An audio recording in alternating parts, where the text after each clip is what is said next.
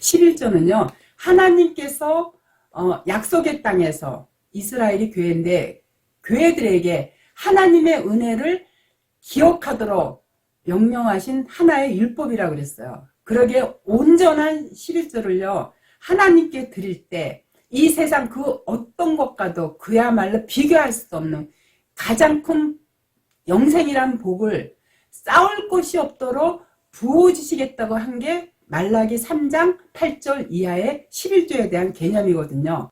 즉 하나님의 백성들은요. 하나님이 어떤 분이신가를 알아보고 그 하나님의 명령하신 말씀들을 두고 듣고 보고 순종하면서 따를 때 그들에게 영생이라는 복을 주시는 것이 11조가 담고 있는 깊은 의미인 거예요. 그렇기 때문에 11조는요. 단순히 소득의 10분의 1을 하나님께 바친다는 것보다도요.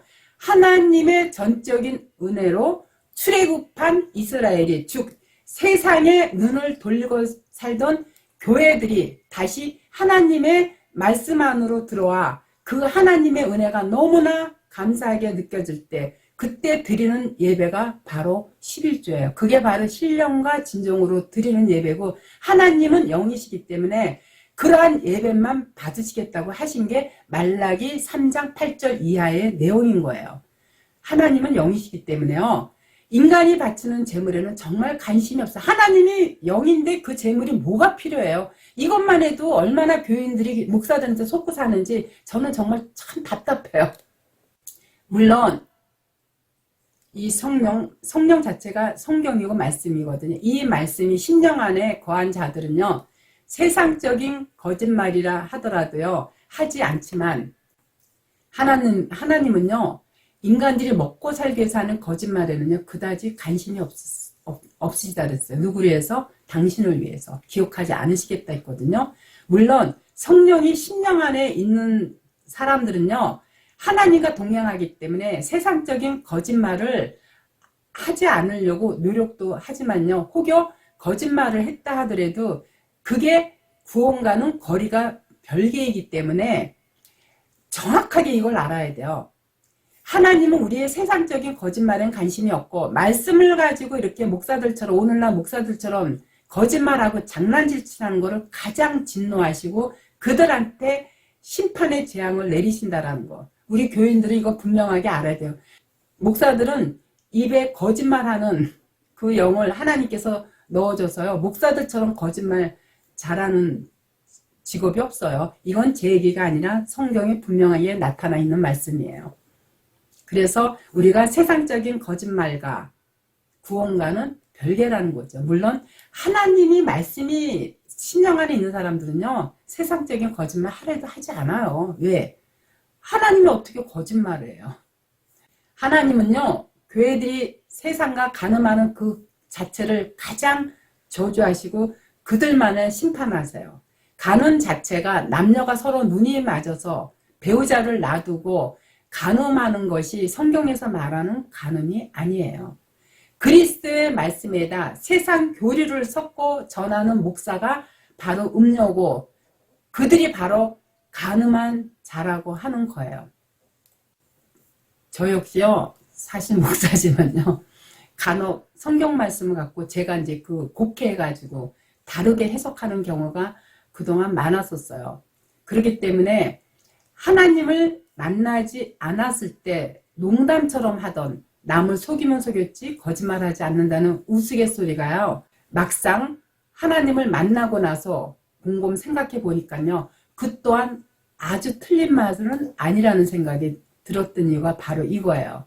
나라는 사람이 성경의 진리를 완전히 깨닫지 못했을 때 전하는 그 말씀 속에는 나의 이득을 위한 계산이 없었거든요. 그러나 내가 교회로 사람들을 끌어모으기 위해서 내가 알고 있는 역학 지식에다가 하나님의 말씀을 혼합해서 마치 성령의 은사를 받은 목사처럼 흉내를 내어서 교회로 유인한다면요. 그것이 바로 하나님을 속이는 것이 돼요. 그동안 저 역시도 살아오면서 세상적으로 먹고 살기 위해서 수없이 많은 거짓말을 해왔지만요. 하나님께서 나 곧 나는 나를 위하여 너의 허물을 도말하는 자이니 내 죄를 기억지 아니하리라. 이렇게 이사야서 43장 25절에 분명하게 말씀하셨어요. 그러나 하나님을 향해 속이는 모든 허탄한 거짓행위와 거짓 정죄는 에스겔 선지자한테 예언하신 것처럼 가차없이 심판과 저주를 내리신다고 천명하셨어요. 이거 교회들 분명하게, 특히 목사들 분명하게 깨닫고 알아야 돼요. 여기서 우리가 주목할 것은요, 하나님께서 우리의 죄를 기억하지 않으시는 이유 속에는요, 하나님 바로 당신을 위해서라고 했어요. 그렇기 때문에 인간을 창조한 목적 또한요, 하나님의 영광을 위해서예요.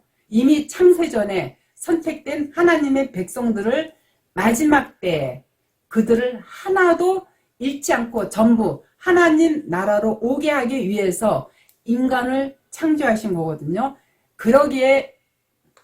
그래서 이사야 선지자를 통해서 내가 너를 지명하여 불렀나니 너는 내 것이라 이렇게 말씀하셨어요. 이사야 43장 1절에 보면 야곱이 뭐냐면 바로 이스라엘이고 교회거든요. 자, 야곱아 너를 창조하신 하나님께서 이제 말씀하시느니라.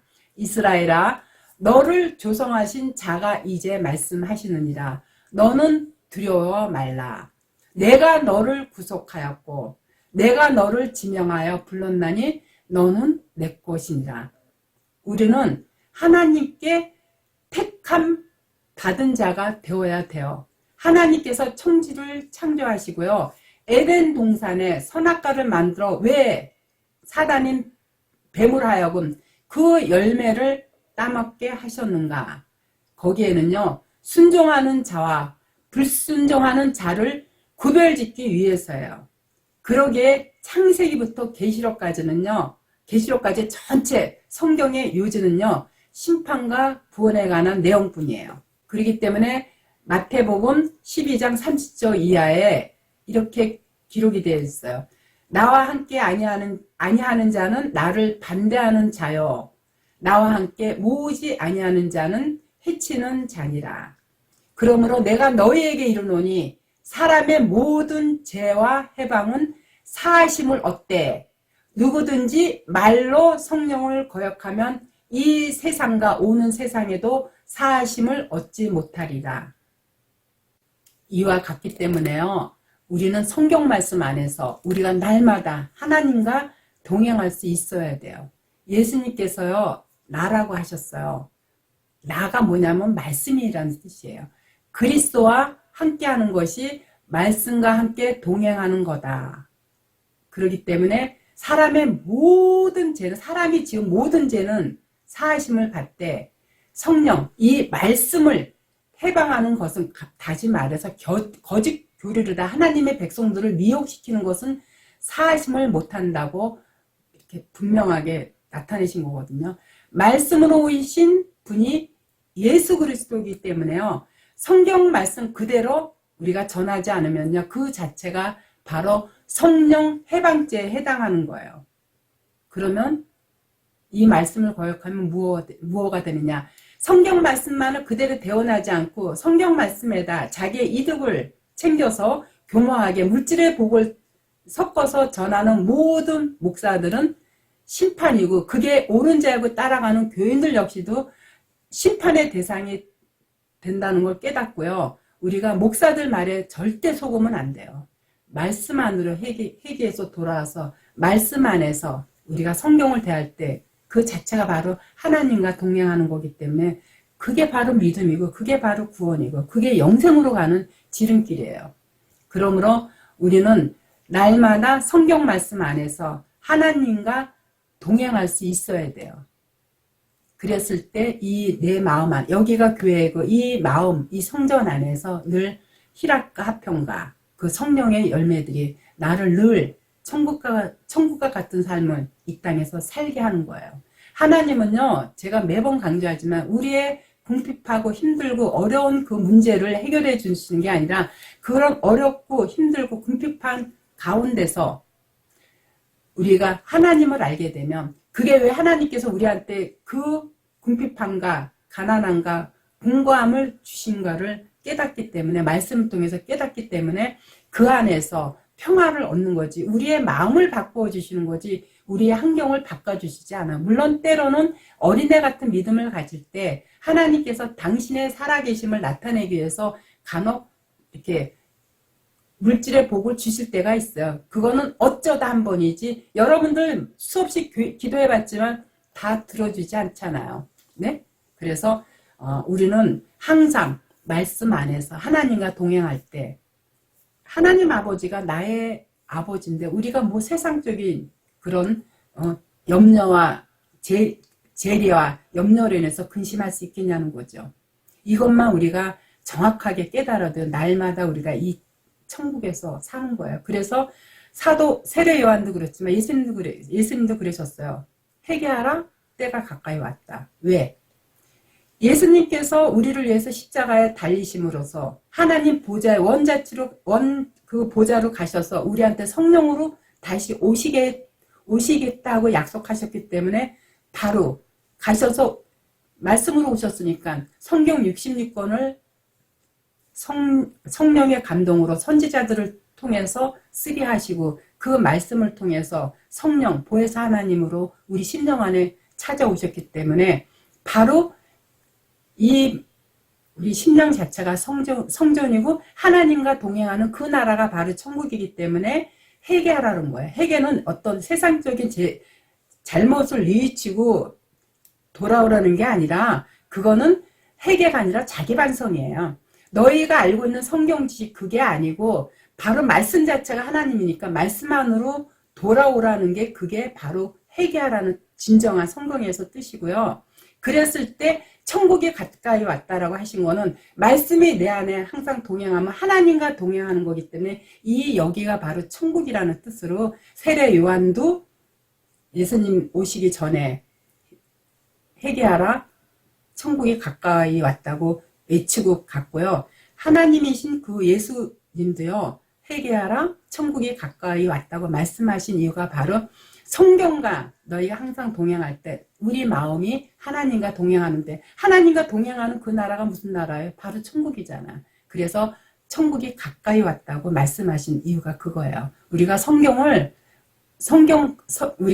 말씀을요 정확하게 깨닫지 못하면요 거의 목사들한테 미혹돼서요 평생 교회에다 헌신하고요, 그리고 죽을 때 결국은 어디로 가냐면 지옥으로 가요. 이거 굉장히 무서운 거거든요. 여러분 꼭 성경 말씀 안으로 회개해서 돌아와서 그 말씀과 동행하는 여러분이 되시기를 간절히 기원하겠습니다. 아시겠죠?